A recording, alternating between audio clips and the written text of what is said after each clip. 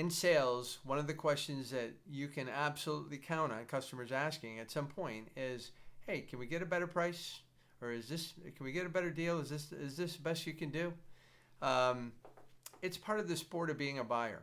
Customers are going to ask for more than they want, and they're going to ask for more than you're able to give. That's how they find the bottom. So if they say, "Hey, can I get 20% off?" And the answer is sure, sure. Well, can I get another 20% off? Sure. Can I get another 20% off? At some point, the answer has to be, that's all I have.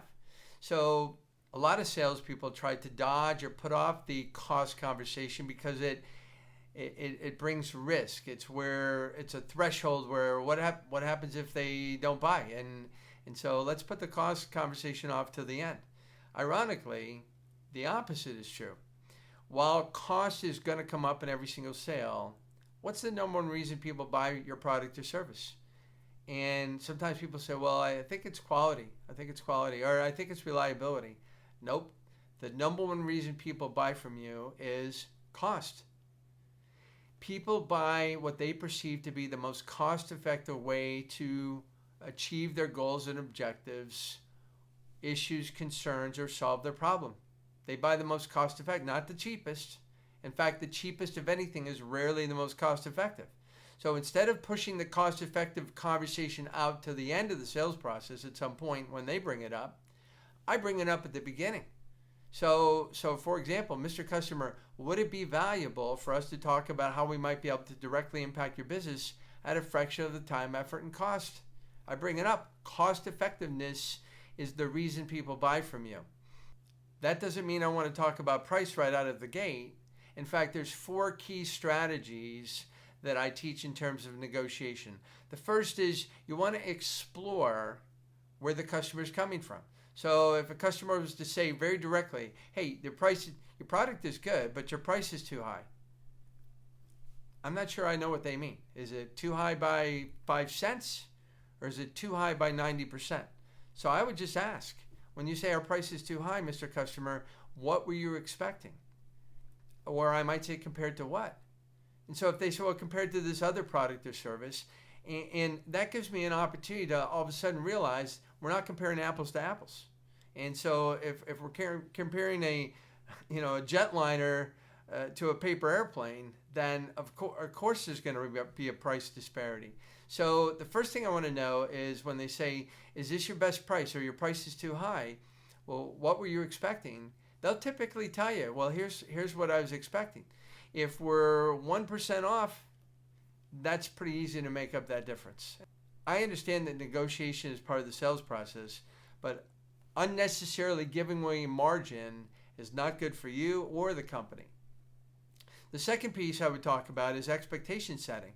There's a secret to life that's mathematical that I heard long ago, and if you were to write this down, the letters are H equals, it's a mathematical formula, H equals R minus E. So happiness is the difference between expectation and reality. So if customers expect, "Hey, I could probably get this for 50 cents, and it ends up being $100,000, you're going to have a customer who's put off. If customers expect it to be, "Hey, this is going to be really expensive," but the value is significantly greater than the cost, then it's really easy to move forward. So how do you make the value greater than the cost? Well, one of the things you might want to do in needs development is bring up additional points that might be important to the customer when they consider, "Hey, this can help us not only in this way, in this way, in this way, but also over here, here, here, and here." Another way to set expectations, "Mr. Customer, we don't fluff the price up in order to show a huge discount. We can. I've literally been asked by a customer, a purchasing agent, who said, "I get paid on percentage discount. Can you redo your proposal to double your price so you can show a 50% discount?" I said, "Sure. I'm happy to do that. It's only happened once that somebody asked that."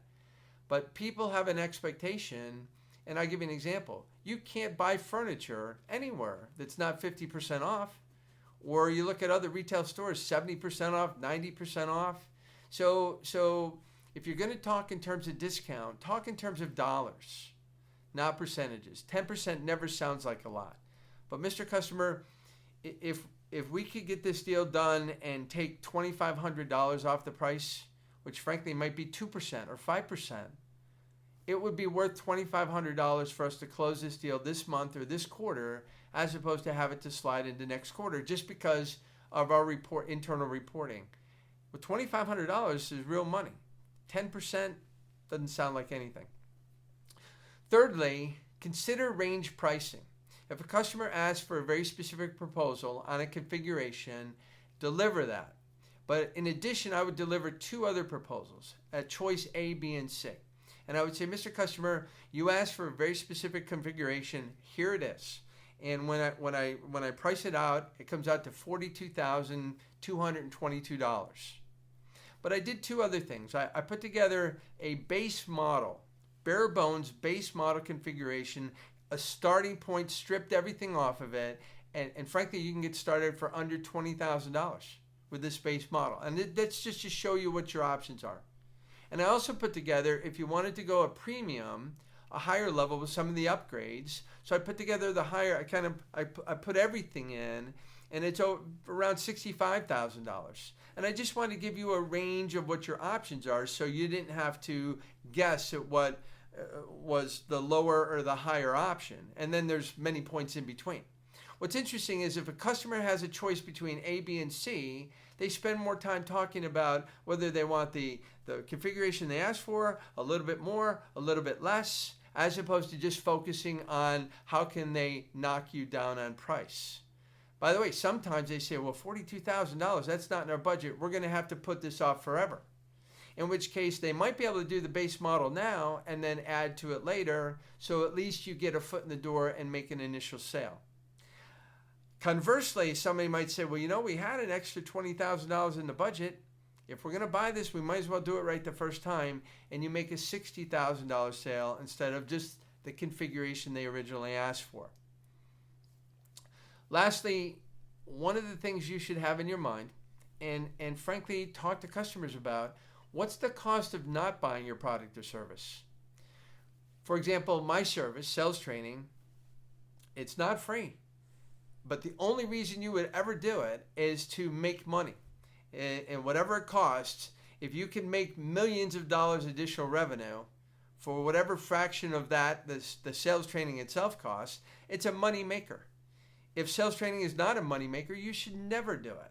And so if I've had conversation with customers who say, well, we'll probably do question-based selling in 6 months or a year.